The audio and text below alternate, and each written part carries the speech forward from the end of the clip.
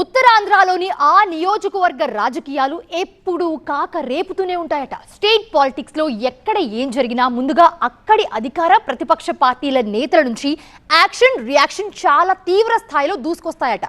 ఎన్నికలకు ఇంకా చాలా సమయం ఉన్నా ఇప్పటి నుంచే యాక్టివ్ అయ్యే పనిలో ఆ నియోజకవర్గంలోని ప్రతిపక్ష పార్టీకి చెందిన మాజీ మంత్రి ఉన్నారట. దానికి కౌంటర్ ఇచ్చేందుకు పక్కా ప్రణాళికతో ముందుకు వెళ్తున్నారట అక్కడి అధికార పార్టీ సిట్టింగ్ ఎమ్మెల్యే. ఇందుకే ఎవరా నేతలు, ఏదా నియోజకవర్గం? ఉత్తరాంధ్రలోని శ్రీకాకుళం జిల్లా పలాస నియోజకవర్గ రాజకీయాలు ఎప్పుడూ హాట్ టాపిక్ గానే ఉంటాయి. నిత్యం ఏదో ఒక వ్యవహారంతో అధికార ప్రతిపక్ష పార్టీల నేతల మధ్య కాకరేపేలా రాజకీయాలు నడుస్తుంటాయట.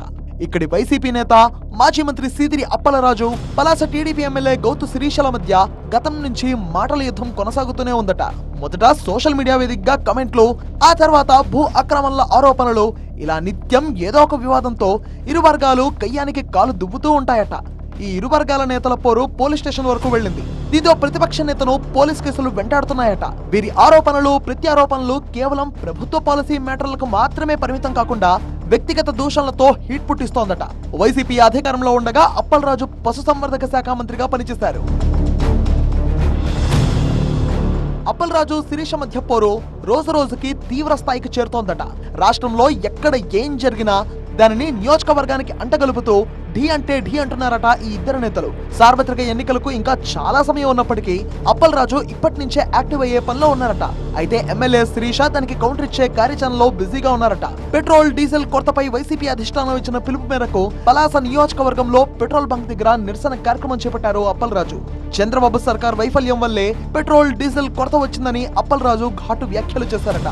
రాష్ట్రంలో ఓవైపు ప్రజలు అల్లాడుతుంటే లోకేష్ ఎక్కడున్నారో తెలియదని, మరికొంతమంది మంత్రులు సింగపూర్ లో విహారయాత్రలు చేస్తున్నారని ఎద్దేవా చేశారట. ఏ రాష్ట్రంలో లేని పెట్రోల్ డీజిల్ కొరత ఏపీలోనే ఎందుకు వచ్చిందని ప్రశ్నించారు. Petrol diesel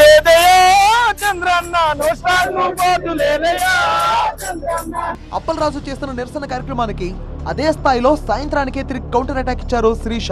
MLA Sirisha petrol bunk దగ్గరకు వెళ్లి అక్కడ ఎలాంటి రద్దీ లేదని, సాధారణ పరిస్థితులే ఉన్నాయని చూపిస్తూ వీడియో విడుదల చేశారు.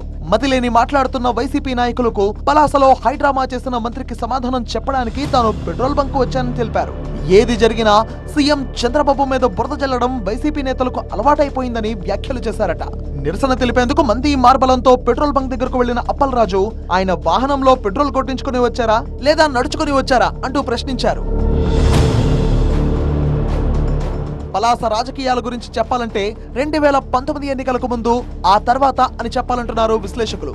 2019 ముందు వరకు నియోజకవర్గ రాజకీయాలు సాదాసీదాగా నడిస్తే ఆ తర్వాత యువ నాయకుల రాకతో రాజకీయాల్లో కాక పెరిగిందట. గౌతు శిరీషకి రాజకీయాలు వారసత్వంగా వస్తే డాక్టర్ గా ఉన్న సీదిరి అప్పలరాజు ఆ ప్రొఫెషన్ నుంచి టర్న్ తీసుకొని రాజకీయాల్లోకి ఎంట్రీ ఇచ్చారు. 2019 ఎన్నికల ప్రచార సమయం నుంచే అప్పలరాజు గౌతు శిరీషల మధ్య మొదలైన మాటల యుద్ధం ఇప్పుడు పీక్స్ కు చేరిందట. వచ్చే ఎన్నికలకు వీళ్ళిద్దరి మధ్య యుద్ధం మరో రేంజ్ లో ఉంటుందని భావిస్తున్నారట.